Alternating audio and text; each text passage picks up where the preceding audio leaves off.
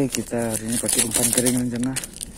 Ini tepung terigu, ini masako rasa sapi.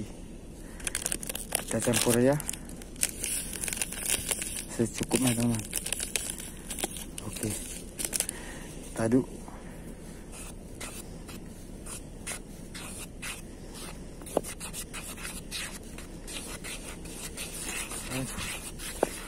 Oke teman, udah mantap nih, langsung bisa kita gunakan.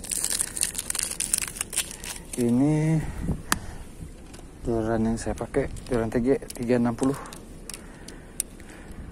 merek Tough Spot. Ini rangkaiannya masih rangkaian renteng begini teman. Nanti kita totol aja pakai air, langsung kita celup ke sini, totol air, celup, baru kita lempar. Oke.